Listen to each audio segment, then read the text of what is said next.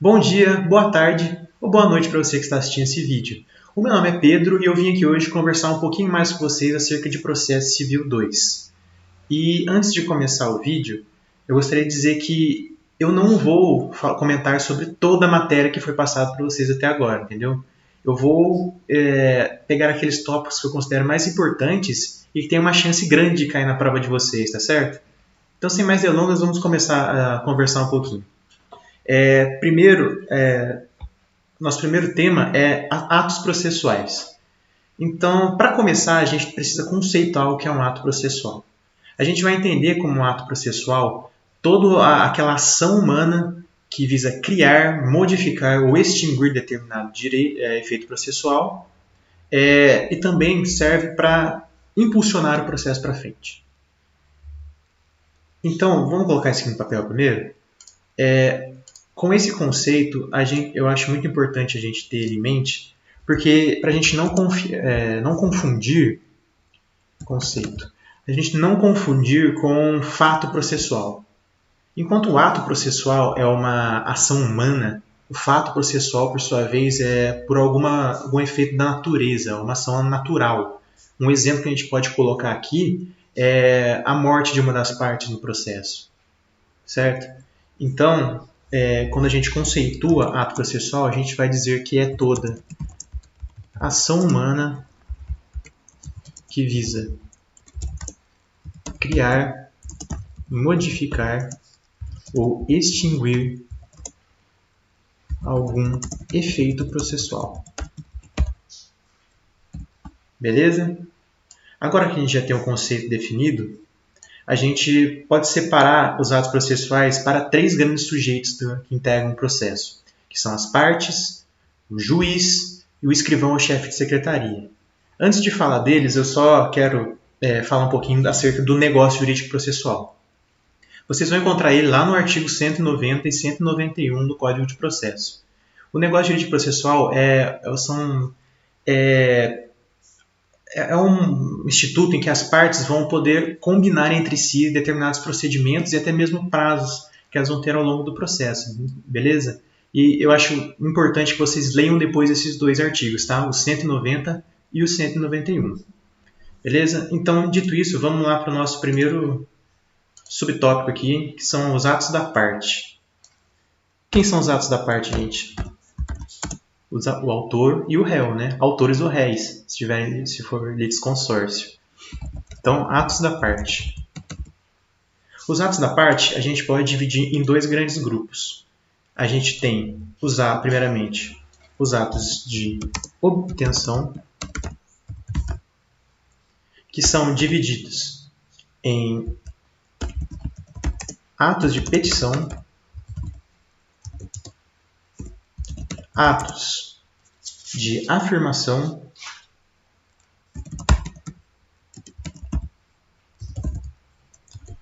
e, por fim, os atos de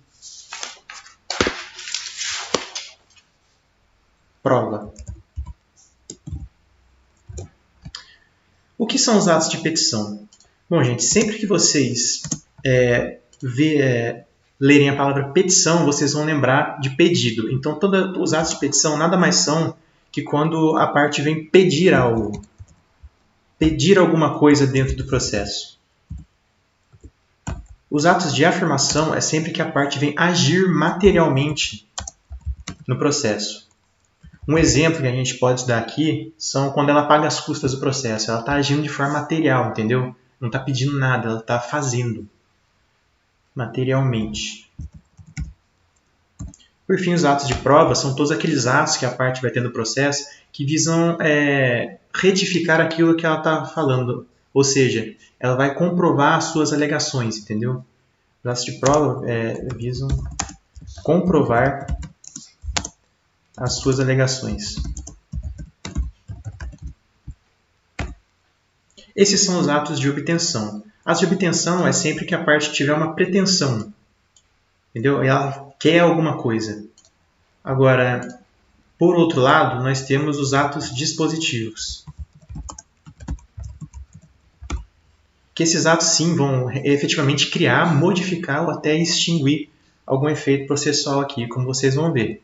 E a gente pode dividir ele em atos de submissão, em atos de desistência e, por fim, atos de transação. O que são atos de submissão? Esse aqui é exclusivo do réu. Sempre que o réu aceitar o que o autor está falando, não, o autor tem razão. Então ele vai meio que submeter aquele, como o próprio nome fala, ao pedido do autor. É sempre em relação ao pedido, entenderam? Então, os atos de submissão, o réu vai aceitar o pedido do autor. E desistência, por sua vez, é o contrário. É quando o autor desiste da ação, como bem traz a palavra desistência. Ele vai desistir do pedido que ele colocou. Então, esse aqui é exclusivo do autor. E os atos de transação, nem mais nem menos. Nada mais são do que o acordo feito entre o autor e o réu, que põe um fim naquele assunto que está sendo discutido. Beleza? E com isso aqui a gente fecha os atos da parte. Prosseguindo, a gente tem os atos do juiz agora. Os atos do juiz, por sua vez, também podem ser divididos em dois campos, né? Atos do juiz. Neles a gente tem os atos decisórios e os atos não decisórios. Os atos decisórios eles vão efetivamente decidir alguma coisa no processo, enquanto os atos não decisórios, como o próprio nome fala, eles não vão decidir nada. São coisas mais inerentes ao juiz, entenderam? Vamos colocar isso aqui então. Atos decisórios. Os atos decisórios, eles são também divididos, mais uma divisão aí, em atos propriamente ditos e atos executivos. Os atos propriamente ditos são divididos da seguinte maneira. Sentença. Vou colocar só os mais importantes, tá? Sentença. Decisão interlocutória.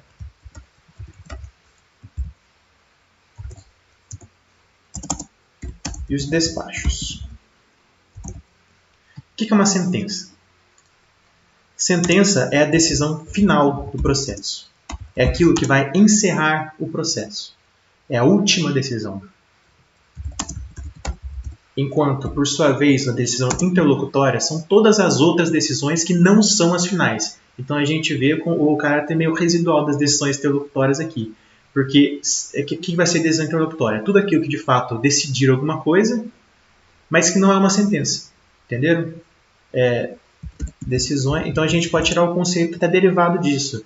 Decisões ao longo do processo que não sejam sentença.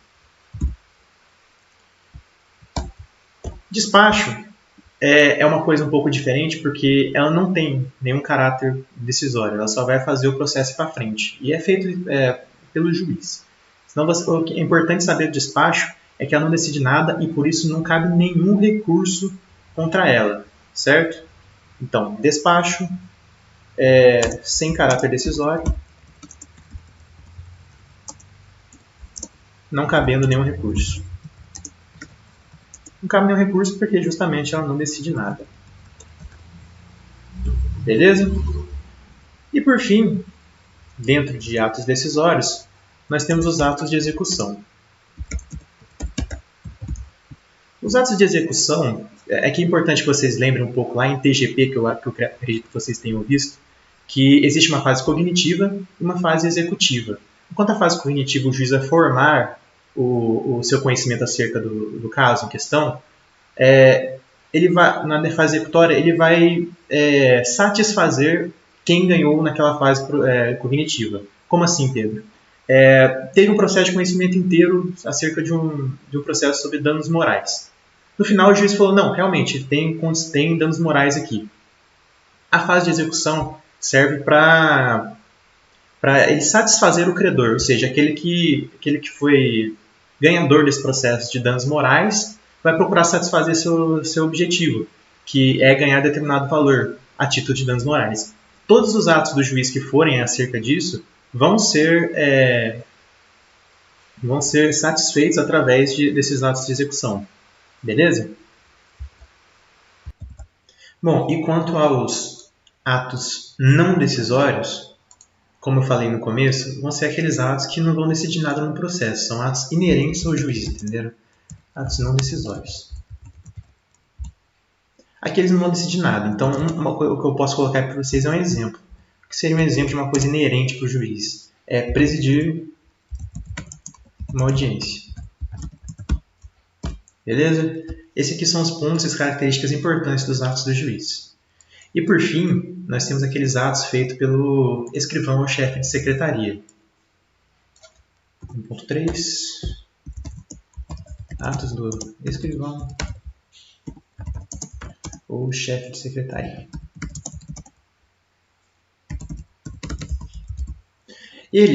Esses atos a gente pode dividir em 3, que a gente chama de atos de documentação, atos de comunicação e atos de movimentação.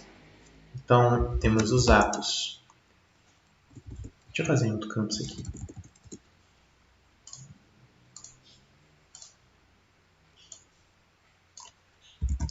Atos de documentação, os atos de comunicação, por fim, os atos de movimentação. Atos de documentação vão ser aqueles em que o escrivão ele vai representar em escrito os atos e as vontades das partes, terceiros ou MP. Então, a gente pode colocar assim, ó, representa em escrito os atos e vontade das partes, terceiros ou Ministério Público. Os atos de comunicação agora são como o próprio nome fala, onde eles vão comunicar a respeito dos atos praticados pelos outros sujeitos do processo. Ou seja, como o próprio nome fala, é tudo muito intuitivo, tá, gente? Atos de comunicação, o escrivão vai comunicar a respeito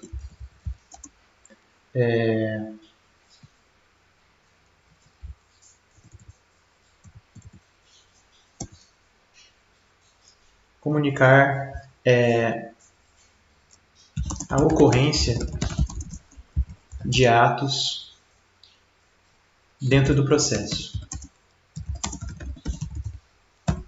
E por fim, os atos de movimentação são todos aqueles atos que ele logicamente vão fazer ele fazer o processo ir para frente. Então, por exemplo, ele coloca determinada coisa no processo que vai fazer ele seguir para finalmente ser o processo possa prosseguir, né? Não tem muita coisa para falar aqui. As de movimentação é tudo aquilo que o escrivão faz que faz o processo para frente. Beleza? Então, esses são os atos que eu considero mais importantes que vocês saibam. Os atos da parte, do juiz e do escrivão. Também não se esqueçam de dar uma lida naqueles artigos artigos do Código de Processo, o 190 e o 191, que falam do negócio jurídico processual. Beleza? Então vamos prosseguir com a matéria. Agora a gente vai para a nossa segunda aula, que a gente vai ser um pouco mais específico e vamos falar de quando e onde o ato processual pode ser realizado. Beleza? Vamos começar a falar então de quando ele pode ser realizado. Tempo. Quando o ato processual pode ser realizado? Ele pode ser realizado nos dias úteis. O que são dias úteis? São todos aqueles dias em que não for nenhum feriado, muito menos sábado e domingo. Esses são os dias não úteis. Então, segunda a sexta são dias úteis se não tiver nenhum feriado. Então, uma coisa importante para falar aqui, ó. Sempre que tiver algum feriado, numa terça-feira, geralmente emenda com segunda. Então vocês contam esses 2 dias como dias não úteis. Quando cai na quinta-feira, a mesma coisa, quinta e sexta. E quando cai quarta? Então é só quarta, gente. Vocês conhecem como funciona. Então, a gente vai ter que ver aqui no tempo. Quando é o momento adequado? Em dias úteis, das 6 horas da manhã até as 20 horas da noite. Beleza? Essa questão do horário, cada tribunal tem o seu. Aqui em São Paulo, os fóruns funcionam das 9 da manhã até as 19 horas, que são as 7 da noite. Beleza? Existem exceções para isso ocorrer? Sim, existem. Quais são as exceções? Se precisar fazer alguma citação, por exemplo, o cara trabalha no dia de semana, não vai conseguir citar ele, nem intimar também, que é outro exemplo, nesse horário que ele vai estar trabalhando. Aí sim, pode ter um motivo para fazer ele ser feito em dias que não são úteis, entenderam? Intimação e também em caso de penhora. Bom, uma coisa importante para a gente falar também é a questão da suspensão. Suspensão, gente, existe um instituto que se chama recesso forense. O recesso forense ele ocorre de período de 20 de dezembro até o dia 20 de janeiro. Durante esse período, todos os prazos eles ficam suspensos. Ou seja, a prática dos atos não vão poder ocorrer nesse período, salvo nessas exceções que coloquei ali. E também em casos de muita urgência, né? É tão urgente que não pode esperar aquilo voltar. Então, ele tem que ser feito lá. Então, é uma exceção também, beleza? Suspensão, a gente tem o recesso forense. Todas as coisas que eu estou falando estão localizadas nesses artigos 212 a 235, tá bom? Não tem nenhum mistério. O processo civil é assim, gente. Se você quer saber alguma coisa, você pode ler os artigos que lá vai estar a resposta, beleza? Recesso forense, que vai ser dia 20 de dezembro até 20 de janeiro. As exceções, como eu disse, são as mesmas do outro, tá? Beleza? Agora, a gente vai falar de quando. Qual o momento... Não, quando a gente acabou de falar, né? Agora a gente fala onde. Então, onde o ato deve ser praticado? Bom, em regra... Em regra, ele vai ser praticado na sede do juízo. O que é a sede do juízo? Aqui em âmbito estadual, os fóruns, né? Cada cidade, cada comarca vai ter um fórum. O fórum a gente chama de sede do juízo. É lá que os atos, em regra, devem ser praticados. Mas, como eu falei em regra, né? Existem exceções. Quais são as exceções? Bom, a gente tem 4 exceções. Primeiro, a gente tem a questão da deferência. Deferência, a gente vai sempre lembrar do palavra respeito. Aqui, a gente vai usar o exemplo mais óbvio do presidente da República. Ele não pode ir para um processo lá só para depor alguma coisa. Ele vai ter que... Ele vai estar fazendo trabalhos mais importantes. Então, sempre que precisar de um testemunho dele, vai ser realizado no lugar onde ele esteja, entenderam? Depois da deferência, nós temos interesse de justiça. Interesse da justiça. Aqui, o próprio juiz, se ele quiser, ele vai sair da sede e vai até o lugar de determinado ato processual para saber, para ele mesmo constatar alguma coisa, né? Então, a gente pode colocar assim, o próprio juiz, quando ele achar necessário, tá? Quando achar necessário, irá a algum lugar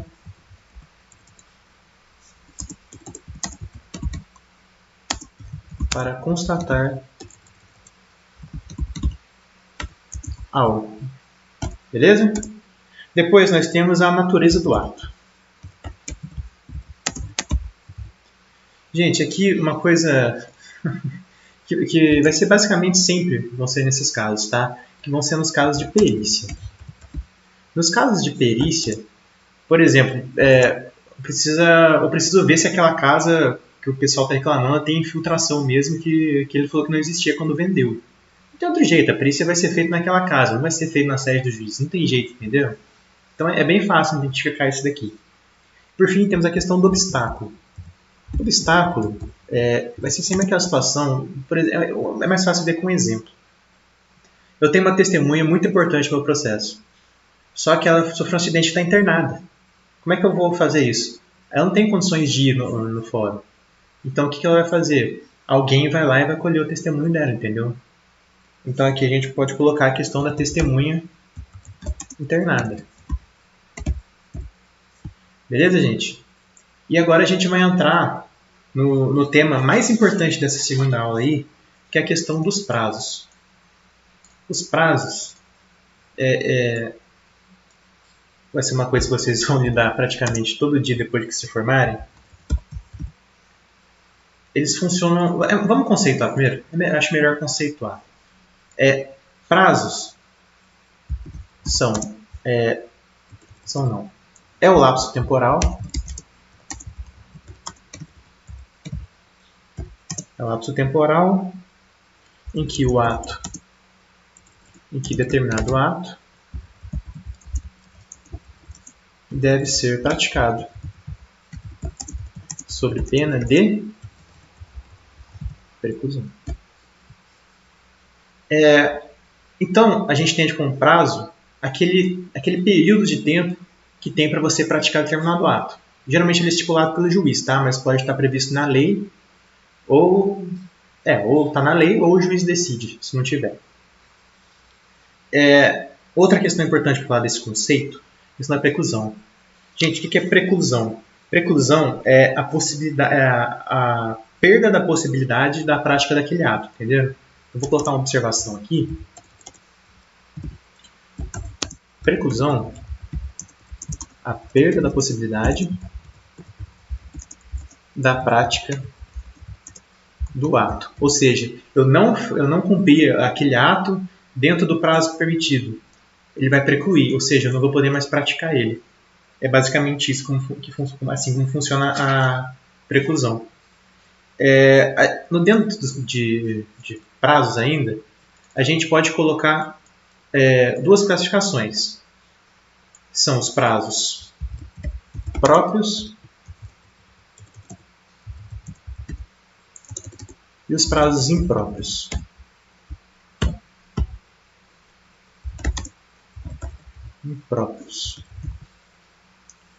Prazos próprios são aqueles que vão ser são os prazos da parte. Esses aqui vão gerar preclusão, se não cumpridos. E os prazos impróprios são aqueles do juiz e dos auxiliares. Não precluem. Essas aqui são as coisas importantes para levar em consideração, beleza? Dentro ainda dessa questão de classificação, a gente pode classificar ele quanto às possibilidades de alteração desses prazos. Eles podem ser ou dilatórios ou peremptórios. Só colocar assim. Alteração. Possibilidade de alteração. Né? Os dilatórios vão ser todos aqueles que podem ser alterados. Ou seja, as partes podem chegar a um acordo e modificar aquele prazo, entendeu? Podem ser alterados. Os peremptórios, por sua vez, a princípio, né, não podem ser alterados. Tem exceção? Tem. Mas aí eu acho importante um exercício para você fazer na sua casa. Eu quero que você leia o artigo 222 do Código de Processo Civil. Esse caso é uma exceção para a regra dos peremptórios, tá bom? Você vai conseguir entender mais essa exceção se você ler o artigo. Beleza? Falado de alteração, agora a gente vai trabalhar um pouco na questão da contagem dos prazos. Só um pouquinho antes. Então vamos lembrar um pouquinho da suspensão que a gente falou lá atrás? Vamos supor que você tenha 10 dias para praticar determinado ato. 5 dias já passaram. Por algum motivo suspende o prazo. Por 10 dias também.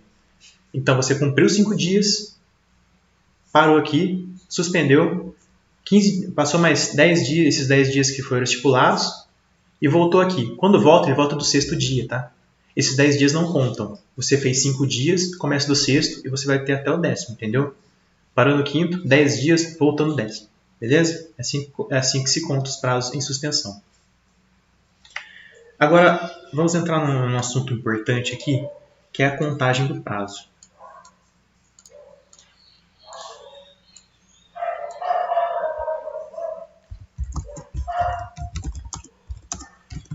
O prazo, gente, ele precisa guardar 2 termos aqui, né? Até colocar aqui, ó, 2 termos. O inicial e o final. Beleza? O termo inicial. O que você tem que aprender dele? O termo inicial, ele vai ser excluído da contagem.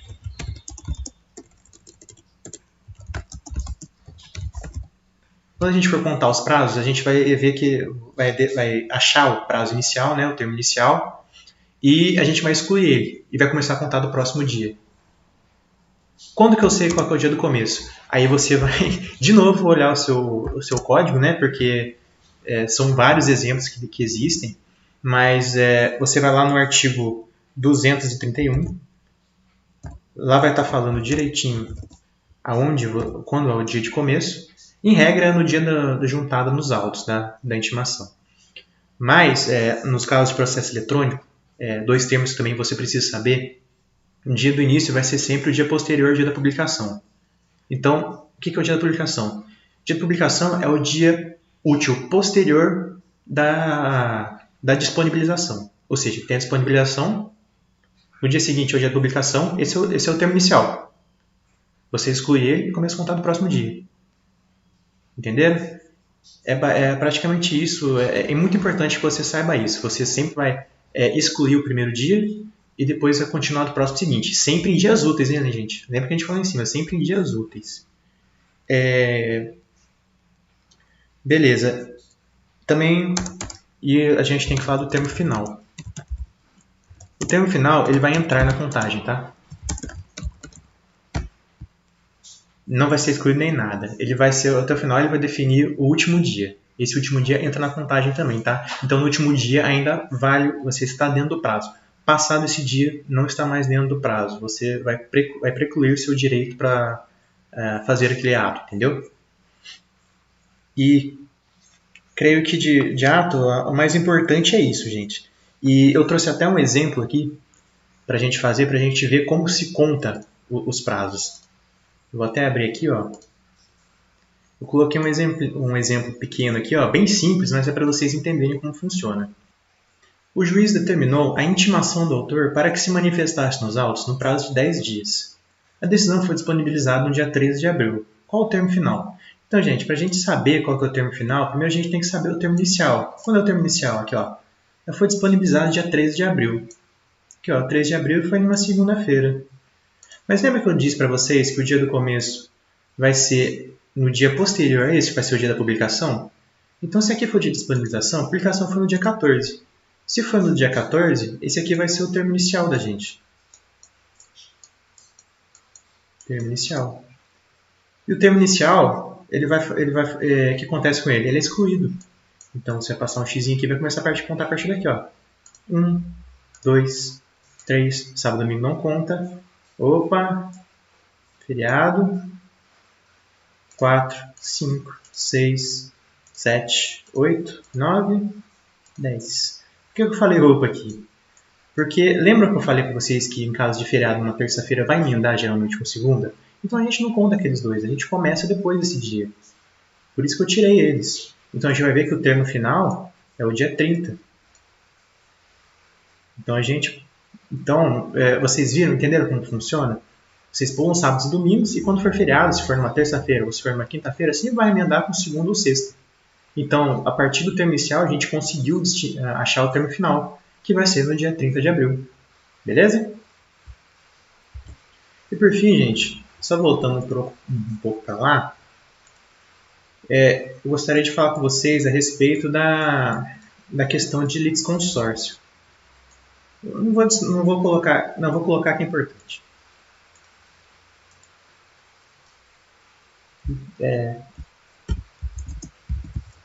Litisconsórcio. O que é litisconsórcio mesmo, gente? Litisconsórcio nada mais é do que a existência de mais de um autor, mais de um réu, ou mais de um autor, mais de um réu. Existe um caso específico aqui que eles vão ter a questão dos prazos em dobro. Dobro não, né? Dobro. Só que para ter os prazos em dobro, ele vai precisar de 3 requisitos. O primeiro, vão ter que ser advogados diferentes. O segundo, de escritórios diferentes. O terceiro, vai ter que ser processo físico. A ausência de qualquer desses requisitos não vai ter prazo em dobro. O prazo vai seguir normalmente. Então vamos colocar aqui, ó. Então a gente tem o primeiro requisito, que são advogados diferentes.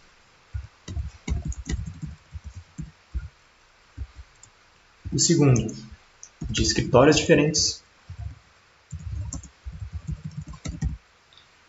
E por fim, o processo tem que ser físico.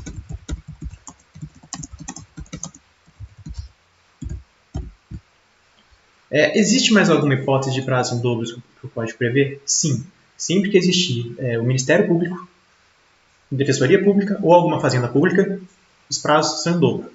Até por causa da quantidade de demandas, entendeu? Se a gente tiver algum Ministério Público, Defensoria ou alguma das fazendas públicas, vão ter prazo em dobro, beleza? E isso aqui eu acho que é o essencial de prazos que eu posso passar para vocês. Agora vamos para a nossa terceira aula, né, que vai ser o intercâmbio processual. Então vamos lá. Quando a gente fala de intercâmbio processual, a gente vai estar falando da comunicação feita dentro do processo. Essa comunicação, para o nosso primeiro tópico dentro de intercâmbio, ela pode ser feita entre juízos, entendeu? E isso a gente vai usar por meio de cartas. Entre juízos. A gente vai chamar de cartas. A primeira carta que a gente tem é a carta de ordem. O que é uma carta de ordem? Como não fala, alguém está ordenando alguma coisa. Então, sempre que você tiver um juízo, por exemplo, de primeira instância, com a marca de Lorena, e o Tribunal de Justiça, que é a segunda instância, o Tribunal de Justiça vai comunicar o de primeira instância através de uma carta de ordem. Então, existe uma coisa hierárquica aqui. Então, sempre o de cima para o de baixo vai ser chamado carta de ordem, tá? Então, a gente pode colocar do juízo superior para o inferior. Mesma coisa se for justiça, se for instância superior com o segundo grau, tá, gente? Mesma coisa de superior com o primeiro grau, entendeu? Nunca de baixo para cima, nunca de baixo para cima, mas sempre de cima para baixo. Isso é uma carta de ordem. Depois a gente tem a carta rogatória. A carta rogatória ela é bem específica porque ela vai ser feita sempre que de um estado eu digo país, para outro. Ou seja, ela vai acontecer quando? Quando, por exemplo, o Brasil quiser, se algum ato precisa ser praticado lá no Japão, ou vice-versa. Vai ocorrer o que chamamos de carta rogatória, que é a comunicação entre juízos de países diferentes. Depois a gente tem a carta precatória, que essa aqui é muito comum de acontecer, que são entre comarcas diferentes. Cada juiz tem a sua competência lá e tem uma área de competência que abrange. E a carta precatória, ela vai servir por quê? Temos duas comarcas diferentes. Temos a comarca de Lorena e a de Guaratinguetá. Sempre que um ato precisar ser realizado em Guaratinguetá, o juiz de Lorena vai mandar uma carta precatória para que aquele ato seja executado lá. Então, o juiz de Guará vai receber aquilo, vai mandar fazer e vai mandar de volta. Isso é uma carta precatória, entenderam?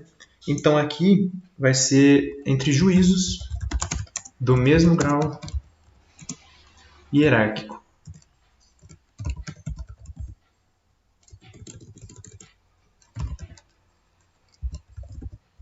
Aqui, mesmo grau hierárquico. Eu dei o exemplo de comarcas, né? mas pode ser em tribunais também. Então, o Tribunal de São Paulo com o Tribunal do Rio de Janeiro. Entenderam? Não confundo com tribunal com comarca, tá? Tribunal é o segundo grau, Tribunal do São Paulo com o Tribunal do Rio. Cidade de Lorena, município de comarca de Resende, entendeu? São coisas diferentes. Mesmo Lorena e Resende estão no mesmo nível.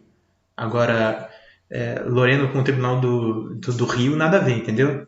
É isso que você precisa guardar. E por fim, e menos importante não, mas é uma não tanto usada, que é a carta arbitral. A carta arbitral, ela vai ser feita na Câmara Arbitral.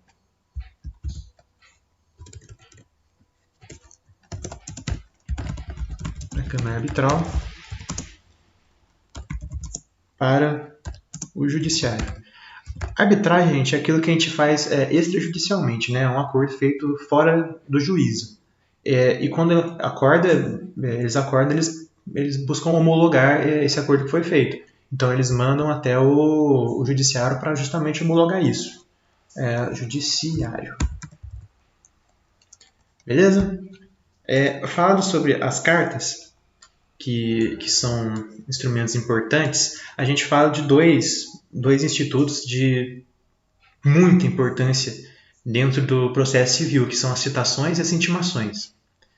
Falando bem rápido, as intimações só vão ocorrer uma vez no processo e para o réu. A citação é só para o réu e só no começo do processo, para ele ter o conhecimento daquele processo.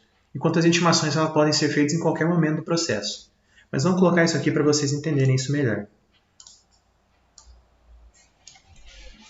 2. Citação. Vou começar com citação, que é o mais específico aqui. A citação ela se dá no momento em que o autor entra com o pedido no judiciário e o réu precisa saber agora para completar aquela tríade de autor, réu e juiz. Então, como é que faz isso? O juiz vai pedir para citar ele. Quando ele vai citar, é para o réu ter conhecimento do processo. Então, sempre que a gente fala em citação, é quando o réu tenha conhecimento que existe um processo contra ele. E quando ele tem. E só aí que vai ocorrer a citação, tá? Se tiver mais de um réu, cada réu é citado, mas é citado uma vez. E é a primeira vez que ele tem conhecimento do processo. Isso a gente chama de citação, tá? Agora vamos colocar o conceito aqui, ó. Momento em que o réu é chamado para ingressar no processo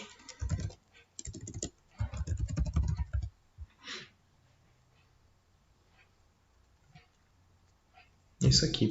Ocorre uma única vez. Única vez para cada réu. Beleza? Esse é o conceito aqui que vocês precisam entender.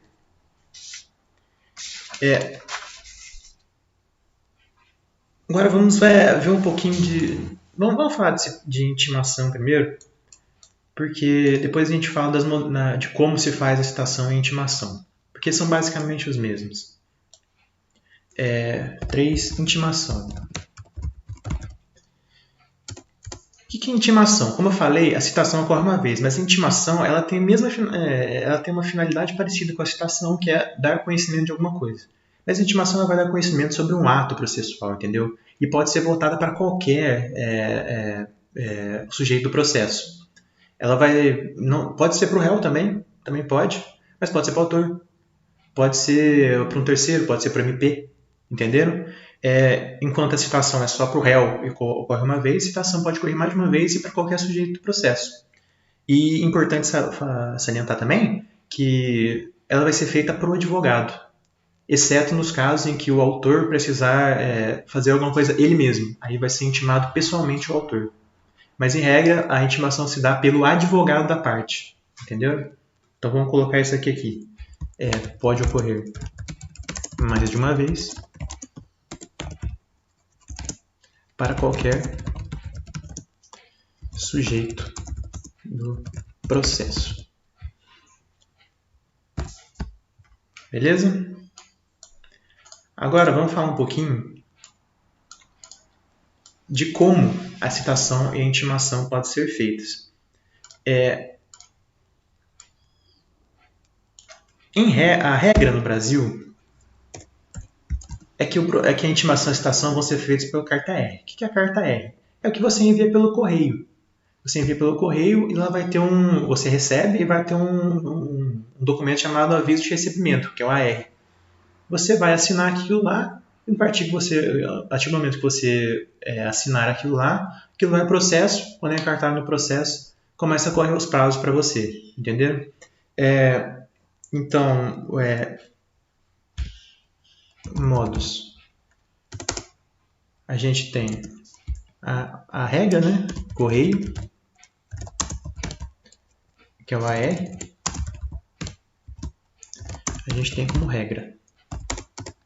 Depois, a gente tem o oficial de justiça, citação pelo oficial de justiça. O oficial de justiça é um serventuário do próprio fórum lá, que ele vai receber a ordem do juiz para citar ou intimar alguém, e ele mesmo vai lá e cita pessoalmente ele. Ou intima, né? Pessoalmente ele. E aí o mandado pode votar positivo quando ele encontra, fala que citou, e negativo quando por algum motivo não deu para citar. Entenderam? Então a gente pode colocar aqui, ele mesmo vai até o réu ou qualquer outro sujeito do processo e cita / intima o sujeito. Beleza? Oficial de justiça. Agora aqui nós temos outras duas modalidades. Ainda dentro de oficial de justiça, a gente tem a citação por hora certa. O que seria a citação por hora certa? O próprio oficial de justiça que vai fazer, tá? E vocês vão ver lá, depois vocês procuram o artigo 252 do CPC, tá? Lá vocês vão conferir a existência de dois requisitos. Mas antes de falar deles, para que serve a hora certa? E já falando um pouco dos requisitos também. Quando o oficial de justiça vai para um lugar citar alguém pode estar tentando se esconder. Alguém não quer saber daquele processo contra ele e vai, por algum motivo, não tentar evitar que o oficial de justiça chegue até ele. E nesse momento, o oficial de justiça pode tomar essa atitude de marcar uma citação por hora certa. Então, a gente vai tirar daqui dois requisitos. Um requisito objetivo e um requisito subjetivo. O requisito objetivo ele vai se dar quando o oficial de justiça procura por 2 vezes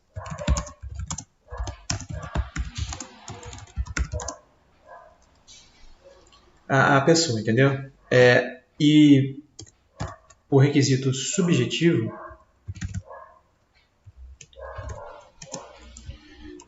quando ele achar que ele tem alguma coisa suspeita nisso. Porque ele pode chegar num lugar, a pessoa não tá lá, tá viajando. No outro dia ele vai lá, ela não voltou de viagem ainda, né? Por um período maior que ela disse que ia ficar. E se ele perceber que não, essa pessoa está se ocultando justamente para não receber, para não ser intimado ou citado, ele vai poder marcar por hora certa, tá? Então ele tem que procurar por 2 vezes, no mínimo, e achar que aquilo lá está sendo uma coisa suspeita, uma intimação suspeita. Se ele for lá no dia e a pessoa não estiver lá, ele vai pegar alguma pessoa, um vizinho, um parente próximo lá, e vai falar, não, eu vou vir nesse dia, nessa hora, para citar ele. Se nesse dia, nessa hora, ele for lá e o cara não estiver lá, ele vai se dar como citado, entendeu? É como se ele tivesse sido citado mesmo sem estar lá. E falar da hora certa, vamos para o nosso último aqui, que é por edital.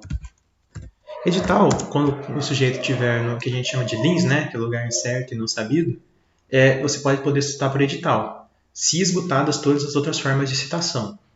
Então, se esgotadas, a imprensa oficial ela vai quer fazer um edital, né, que é aquele papelzinho colado no mural dos fóruns, né? Também você pode ver no Diário Oficial também, que vai dizer a respeito do processo e tal, se você conhece a pessoa, se você é essa pessoa, para comparecer no juízo. Então, a gente coloca que é feito pela imprensa oficial, né? E vai estar lá, terminado aquele prazo, vai ter mais um período para ele se manifestar. Se ele não se manifestar, ele provavelmente vai ser considerado réu, se for um réu, entendeu? Porque geralmente é réu aqui nesses casos, tá, gente? Eu falei intimação para o autor, mas a intimação pode ser para qualquer um, mas geralmente esses casos aqui é só aquela citação e quando é para o réu, entendeu? E só para finalizar agora mesmo, a gente pode classificar esses dois aqui e dois aqui, em dois tipos de citação. Aqui, nesses dois primeiros, a gente tem o que a gente chama de citação ou intimação real.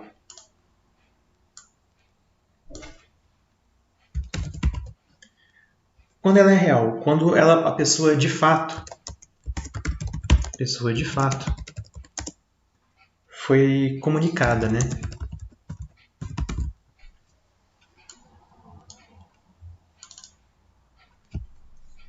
AR, foi lá, assinou, você assinou, é sua assinatura, você comprovadamente sabe daquilo. Oficial de justiça, pô, oficial de justiça, além de tudo, ele tem fé pública. Então, quando ele chegar lá e falar que você foi citado, cara, você foi citado, entendeu?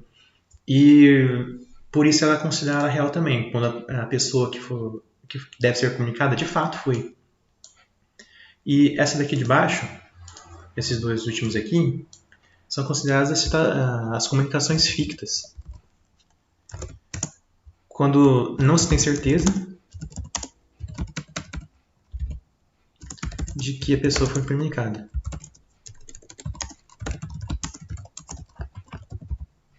Vocês viram quando eu expliquei? Não tem jeito certo de saber se a pessoa foi citada ou não, mas é como se considerasse que ela foi, porque ela teve sua chance. Como ela não fez nada e o processo não pode ficar parado até achar essa pessoa, ela é considerada citada ou intimada. Entenderam? Por isso que ela é ficta, que ela é presumida, né? Vou botar até aqui para ajudar. Presumida. Nesses casos, ele não foi achado, mas fazer o que? O processo pode ficar parado lá. Alguém pode estar tendo seu direito violado por causa dessa paralisação, entendeu? E, gente, isso aqui é o que eu tinha para falar com vocês a respeito de processo civil 2, tá? Qualquer dúvida, vocês podem mandar para mim no meu e-mail, tá? Quem tiver meu contato pode mandar também. E é isso aí, gente. Boa sorte na prova. Espero que esse vídeo tenha ajudado você de alguma forma. É isso aí. Valeu!